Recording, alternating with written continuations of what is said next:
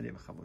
Alors, B'ezrat Hashem, la période de la destruction du premier temple, il y avait un tzaddik, un homme tzaddik, verrait Hashem, qui craignait Hashem, il s'appelait Yecheskel ben Bouzi.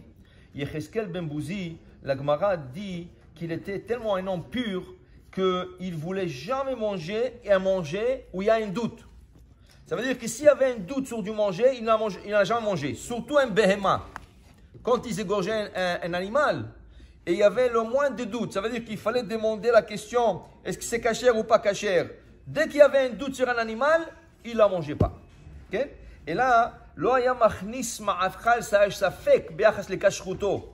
Okay? Ishtamim, Yachar, un homme droit, un homme intègre. Et Akadosh Baruch Hu l'a choisi pour lui donner l'inspiration divine qu'on appelle Ruach HaKodesh. Il lui a dit, et toi, tu vas commencer à faire des prophéties pour le Ham Israël. Le Tisha B'Av, le jour où le Beth Amikdash a été détruit, Akadosh Baruch Hu dit à Yecheskel, la Shekhinah, aujourd'hui, elle est Beth Amikdash, mais demain, le 10 du mois, la Shekhinah va quitter le Beth Amikdash. Et moi, dit Akadosh Baruch Hu, je sortirai de cette maison. Quand le prophète Yecheskel, il a vu que le Kavod Hashem, il est mistalek, il s'en va de Beth Amikdash, il savait que si Hashem quitte le Beth Amikdash, c'est sûr que le Beth Amikdash va être détruit. Tant que la Shekhinah est là, tant que la présence divine, Akadosh Baruch Hu est là, le Goïm ne pouvait pas brûler le Beth Amikdash. La Gemara dit, ils ont tout essayé de mettre le feu de Beth Amikdash, ça n'a pas marché. Il fallait qu'Akadosh Baruch Hu envoie Gabriel, il lui a donné l'ordre à Gabriel de prendre une gachelet, une braise de l'autel céleste. Il lui a dit, va le descendre en bas pour que le Beth Amikdash puisse brûler parce qu'il n'a pas brûlé. La Kedusha qu'il y avait dans le mur de Beth Amikdash. Okay? Et après ça, Akadosh Baruch Hu a puni à Gabriel. Pourquoi il a puni à Gabriel? Il a dit, oui, je te donne l'ordre. Mais pourquoi tu t'es précipité? Il fallait attendre. Peut-être qu'ils auraient fait tchouva en entre-temps. Peut-être c'est quelque chose. Alors pourquoi je t'ai donné l'ordre? Il fallait attendre. Mais c'est ça qui a permis au Goïm de mettre le feu. Si Gabriel n'aurait pas commencé le feu n'aurait pas touché le Beth Amikdash, la Kedusha qu'il y avait là-bas. Alors, juste avant qu'Am Israël doit sortir à l'exil, Akadosh Baruch Hu dit à Yecheskel, prépare-toi des ustensiles pour l'exil. Pourquoi? Tous les exilés, ils vont marcher à pied de Jérusalem jusqu'à Babylone. C'est tout un trajet. Jérusalem à Babylone, c'est tout un trajet. Et ils vont marcher à pied. Et qu'est-ce qu'il fallait préparer? Il fallait préparer une cruche d'eau. Il fallait préparer chatiyah, un matelas. Il fallait préparer un ke'ara, un bol. Okay? Et ça, c'est les trois choses qu'il fallait préparer. Maintenant, il dit pourquoi? La cruche d'eau, oui. Chemet, kli she'asim bo et hakemach lachanat tafshil.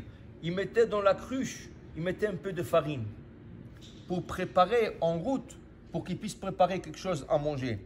Maintenant, chatiyah. Pourquoi le tapis? Le tapis, quand il stationnait, quand il se reposait, il ne devrait pas se reposer par terre. Alors, s'ils ont un petit tapis, ils pourront se reposer sur le tapis. Le chatiach et la ke'ara, asher mitocha yochal ve'ishte, le bol pour manger de ce bol. Le manger qu'ils vont trouver en route, ils vont manger de ce bol.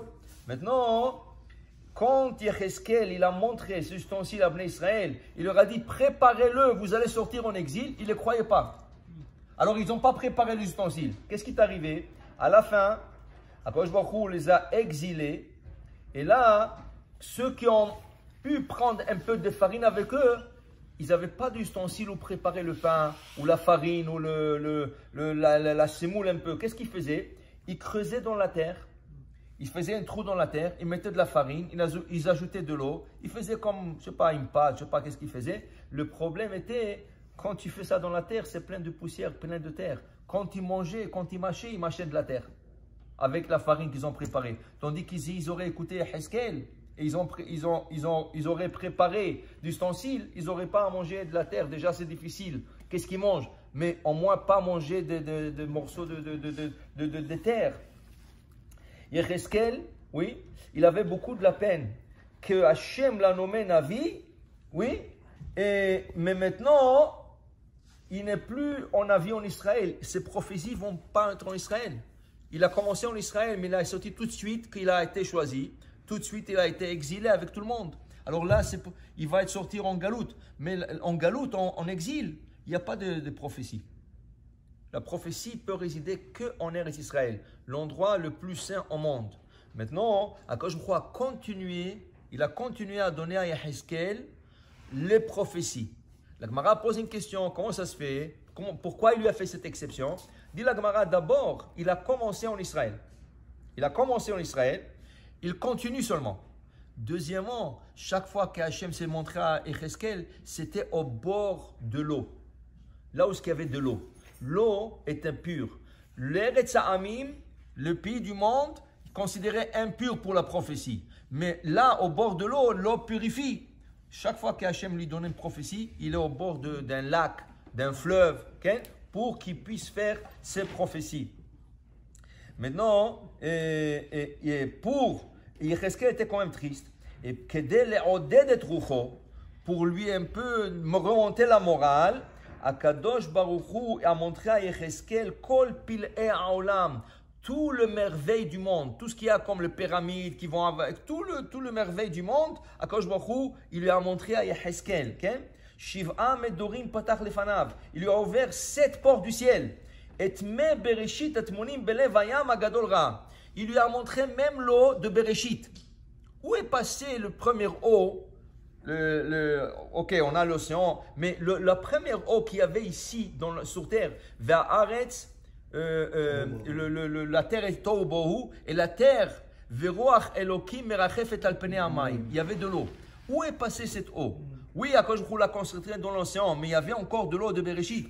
Il y a un endroit dans la mer où Akadosh Baruch Hu a préservé cette eau. Il a préservé. Et Hachem a montré à Yehezkel cette eau. En pleine mer, il lui a montré, viens, je te montrerai l'eau de Bereshit. Après, il lui a montré qu'est-ce qui se passe au ciel. C'est le seul prophète qui a vu le char céleste, la Merkava. C'est la Haftara de Shavuot. Okay? Il n'y a pas de prophètes qui ont vu le char céleste. Et lui, il a vu le char céleste. Qu'aucun navi, sauf Moshe Rabbeinu, a eu la chance de voir. Okay?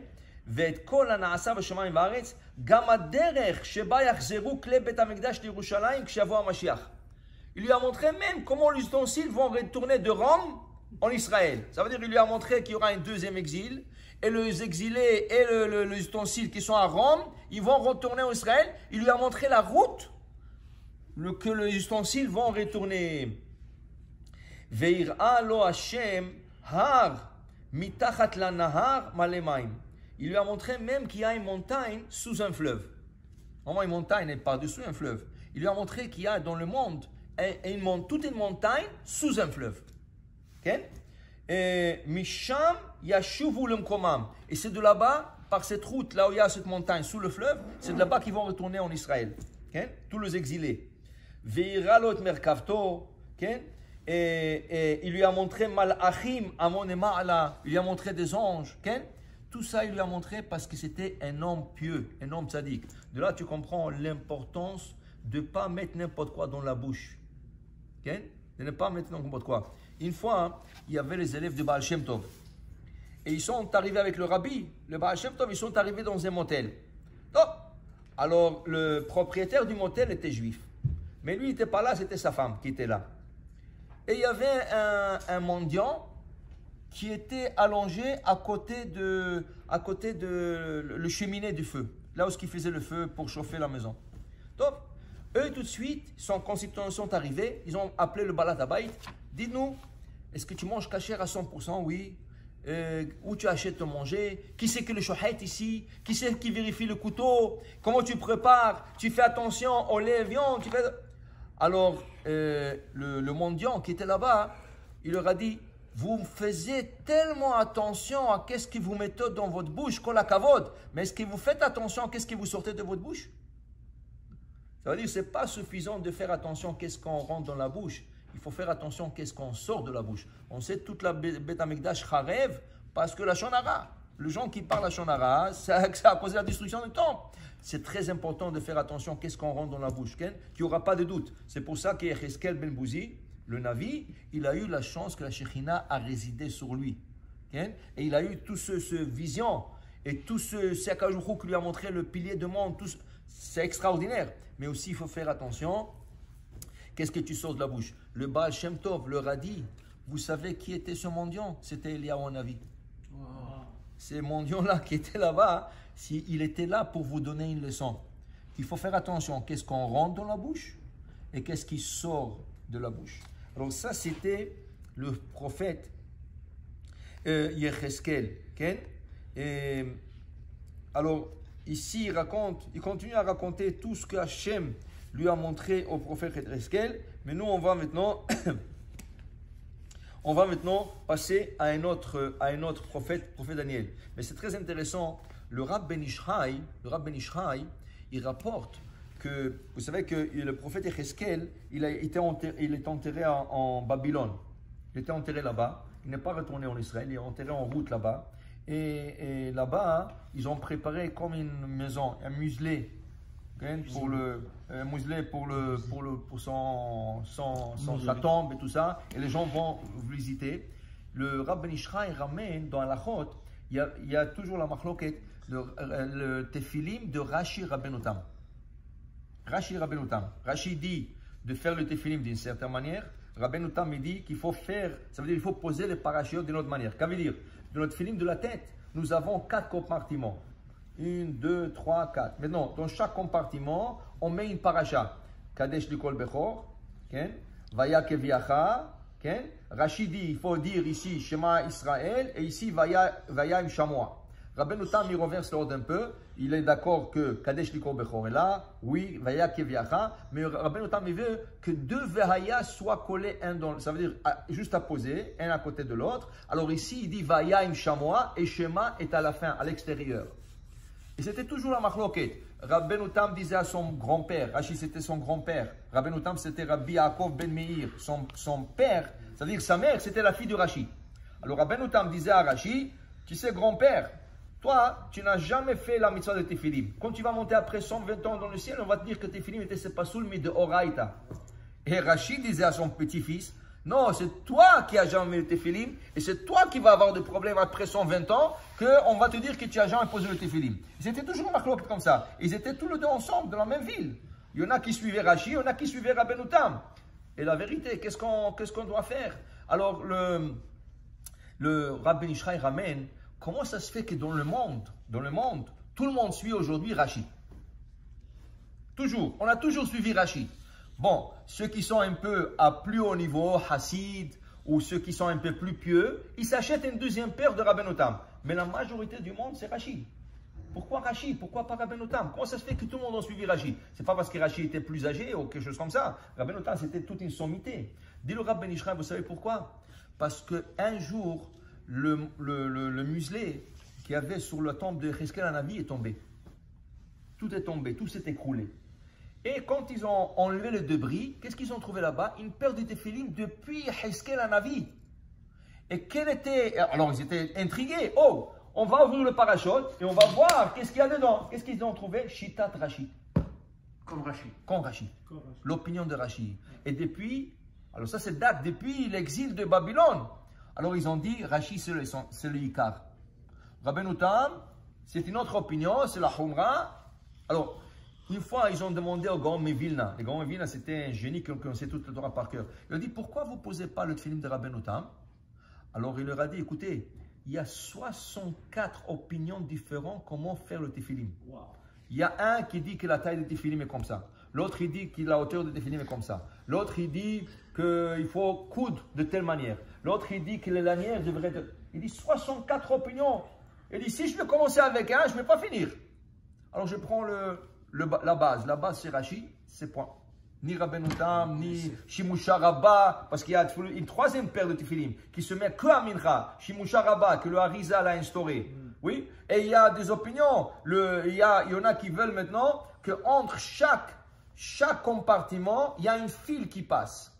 Tu passes un fil, un guide. Okay? Avant, les gens ne faisaient pas ça. Maintenant, c'est une chomra de passer le fil.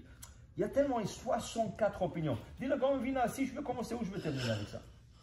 C'est vrai que le Baba Saleh, lui, chaque fois qu'il y avait quelque chose de nouveau dans le tefilim, il achetait une nouvelle paire de tefilim. Une fois, quelqu'un lui a dit, vous savez, Baba Saleh, on a sorti un encre nouveau. Et qu'est-ce qu'il a de spécial cet encre? Il ne s'efface pas vite. Les autres encres, avec la chaleur, l'encre s'étend, il s'efface. Ouais. Ou avec le froid, ça rétrécit, ça saute. Ils ont sorti une encre qui est très résistante. Baba Saleh, tout de suite, il s'est écrit une nouvelle période de tefillin. Après, on a dit, Baba Saleh, vous savez, il y a quelqu'un en Israël qui a élevé des vaches dont la peau de la vache, depuis que la vache est née, il est déjà avec l'idée que la vache, elle est faite, la peau est faite pour le tefillin. Et c'est une peau aussi, c'est une race de vache, que la peau est très mou, très agréable. Tout de suite, le Baba Saleh, il a commandé deux nouvelles lanières pour le tefillin. Dès qu'il y avait une khumra dans le tefillin, le Baba Saleh l'achetait tout de suite. Il avait des tefillin, il avait quelques paires de tefillin. Mais chaque fois qu'il y avait quelque chose de nouveau qui sortait, il achetait. Mais le gars me vient à l'idée, moi je ne fais pas suivre ça. Parce qu'il y a des fois, il faut réécrire le tefillin, tout ça. Il dit, je préfère de faire la base. La base, c'est Rashi. Alors cela, c'est dans la tombe dans le Tzion là-bas, dans le Yecheskel Hanavi, qu'on a trouvé le tefillin de base, qui est le tefillin de Rashi. Maintenant, on va passer à un autre prophète qui était à cette époque là-bas, en Babylone. C'était le prophète Daniel. Daniel, c'était un prophète tout jeune. Il a 8 ans quand il est exilé avec 3 autres prophètes. Hanania, Mishaël, Azaria et Daniel. Le 4, ils étaient beaux, ils étaient très smart. Alors Nebuchadnezzar, le roi qui a détruit le Beth Amikdash, il a été impressionné par leur sagesse. Alors il leur a pris comme des conseillers. Parce que les Juifs étaient toujours connus comme des Chachamim. Le Juif était toujours Chacham. Même dans le monde d'aujourd'hui, qui c'est qui a le plus de prix de Nobel? Les Juifs. Comment les Goïms regardent les Juifs? Le plus Chachamim. Alors, il a pris le 4, jeune, il les a gardés dans son palais, il leur a donné des chambres, et c'est là-bas qu'ils ont été éduqués. Ça veut dire éduqués. Il voulait les éduquer, et il voulait qu'eux, ils donnent le conseil. Mais le plus proche au roi Nebuchadnezzar, c'était Daniel. Parce qu'il était très smart. Alors il dit ici, Daniel, il était un prophète. Il est devenu un prophète après. Et un soir, Chalom Muzar ou Mafrit, il a fait un rêve très bizarre, mais qui faisait peur. Il savait que c'était une prophétie. C'était pas rien qu'un rêve. C'était un rêve, mais c'était comme presque un cauchemar, avec une prophétie dedans. Quel était ce rêve?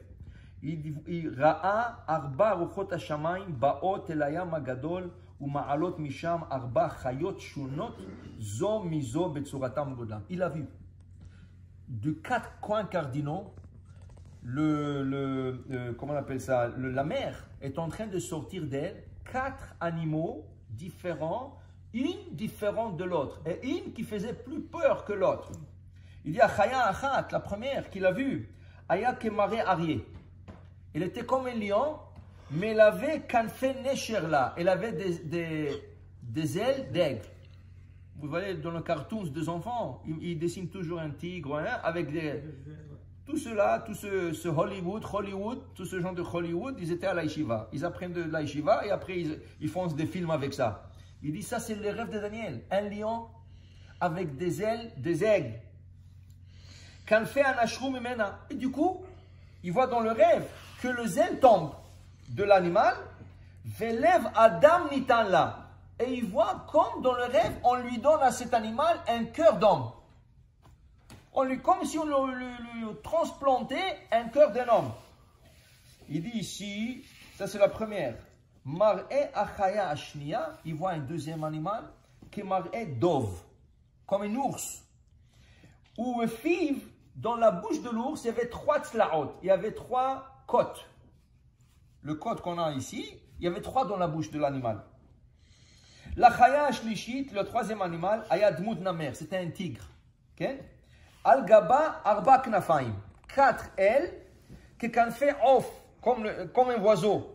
Valtsavara, sur le cou de tigre, Arba Arashim, 4 têtes. Il y avait 4 têtes autour de le cou du tigre. Achaya Revi'it, le 4e animal, Aïta Mafrida va Muzara Bioter. Celle qui faisait la plus peur et celle qui était la plus bizarre. il dit Esser karnaim tsamchu merosha agadol. Sur la tête de l'animal, ils sont sortis dans son rêve. Il a vu 10 cornes qui sortaient de l'animal. Enea keene Adam. Elle avait les yeux d'un homme. Ou befia, et dans sa bouche, c'était des dents en fer. Et anishar me'aocheshachla. Dans le rêve, elle mange cet animal. Ve anishar ramsa beraglea ba'achzariut. Tout ce qui restait du manger qu'elle mangeait, elle écrasait avec ses pieds avec cruauté. Elle écrasait le manger. Ve'af ashalosh shayu lefanea. Même le 3 qui avait avant, il faisait peur. Achene elmu. Mais quand le 3 ont vu la 4e, ils ont disparu. Tellement elle faisait peur la 4e, quand les 3 animaux qui étaient déjà bizarres à l'apparence, ils ont disparu. Du coup, le feta, Ifrin Daniel Bekeren Nosefet. Il y avait déjà 10 cornes sur la tête de l'animal. Il voit qu'une petite corne est en train de sortir sur la tête de l'animal. Ktana, mais acherot, plus petite que les autres. Somachat al rosh hachaya, shte enaim keene adam kvodba. Et dans la corne, 2 yeux. Sur la corne, il y avait 2 yeux. Ve'afpe, il y avait même une bouche dans la corne. Boto sha'a, dans ce moment-là, naflu shlosha mikarne arishonot, ou mina koeren aniktana nishma kol. Il voit que 3 cornes, ils tombent. Et la corne, la petite corne, il y avait une voix très forte qui sortait de cette bizarre. Il a dit, dans son rêve, il était tout effrayé. Dans le rêve, il était tout effrayé. Et Nidgala lefanav kvod Hashem. Et Hashem s'est dévoilé à Daniel. Al-Kise asui mishvi ve'esh. C'était un trône céleste en feu. Al-Galgale esh. Installé sur 2 roues en feu. Nitzav akise ve'tachtav avar na'ar. Et sous la chaise, un fleuve en feu. Alors il voit il voit un trône céleste en feu. Il sait qu'Hachem, dans sa pensée, il sait qu'Hachem est là-bas.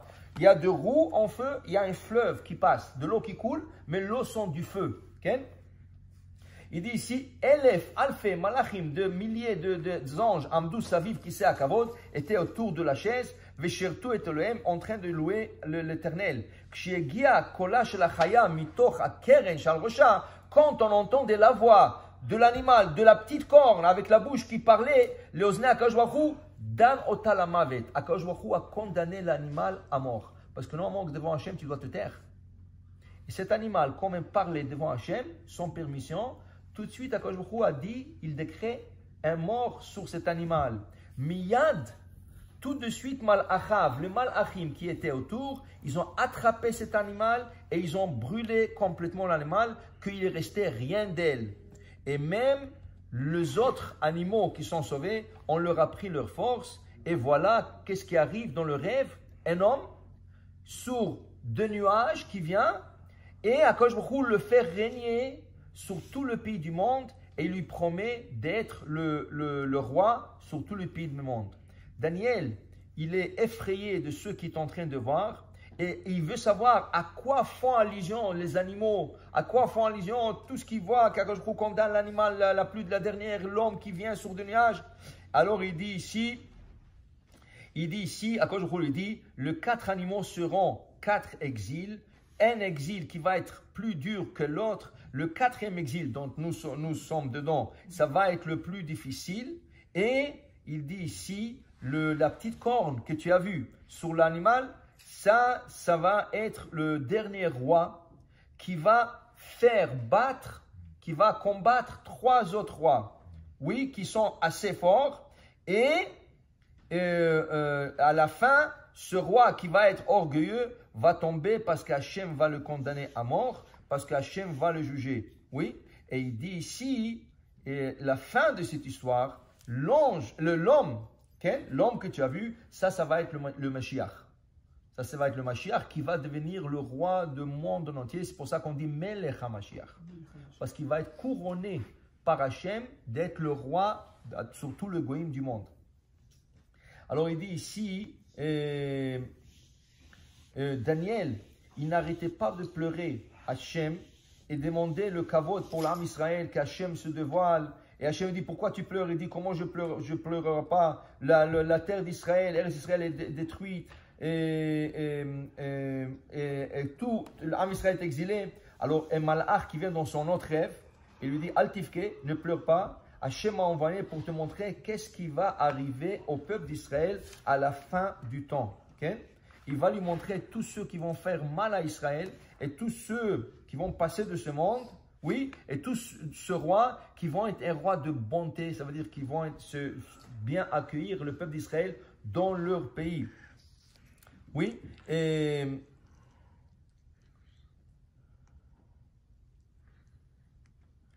alors il dit ici, à la fin du temps, le malach il dit, Yakum ba'am Israël Mashiach Sheker. À la fin du temps, il y aura un faux prophète qui va être de la tribu d'Ephraïm. Et il ramassera tout le Am Israël et il va leur dire à tout le monde que lui, il est le Mashiach. Okay? Et Am Israël va lui dire, si tu es Mashiach, tu devrais être capable de faire trois choses. La première chose que tu devrais être capable, c'est prendre un bâton et tourne-le en serpent. Moshe Rabbeinu, quand il a été choisi d'être le Mashiach d'Am Israël, le sauveur d'Am Israël, c'est quoi la première chose qu'Hachem a fait? Il a dit, qu'est-ce que tu as dans la main? Mazebiyadra maté. Jette-le, le bâton est tourné en serpent. Ce Mashiach Sheker, quand il va venir, le peuple, ils vont lui demander, tu as un Mashiach? Prends ton bâton, tourne-le en serpent. Est-ce que tu es capable? Ça va être une preuve. Est-ce que tu es capable? Et après, ils vont lui dire, prends un autre bâton, oui, prends un autre bâton, et tourne-le en amandes, une branche d'amande avec des fleurs et avec des amandes, comme Moshe Rabbeinu a fait avec le bâton d'Aaron. Ça, si tu es capable de faire, fais-le. Okay? Et après, il dit ici, et si tu es vraiment le Mashiach, emmène-nous et Tzintzen et Hamman. Emmène là le jar du man, le jar qui a été préservé dans le désert, de la manne. Quand je crois dire à Moshe, gardez un petit échantillon de la manne pour que je montre à toutes les générations. Toi, tu devrais savoir où est-ce qu'elle est. Tu es Mashiach. Hachem t'a tout dévoilé. Ça, c'est les trois questions qu'il faut poser. Si quelqu'un vient et dit, je suis Mashiach, pas de problème, on te croit. Prends un bâton, tourne-le en serpent. Prends un bâton, sors de fleurs d'amandier et des amandes. Et emmène-nous la Tzintzen et Hamman. Si tu es capable de faire ces trois choses, on va te croire que tu es Mashiach. Mais le problème, que ce roi-là, il ne va pas accepter et il va faire de problèmes à Am Israël. Okay? Et il dit ici, et il va avoir des gens qui le suivent, okay? Qui le suivent, et il va tuer tous ceux-là qui ne croient pas en lui. Et beaucoup vont se sauver dans le désert, beaucoup vont trouver des abris dans le désert, et Akadosh Baruch Hu va protéger tout celui qui se sauve de lui. Tout celui qui ne voudra pas le joindre à lui, il se sauvera, Akadosh Baruch Hu le protégera. Okay? Et ça va prendre un peu de temps, okay? Jusqu'à que ce Mashiach, okay?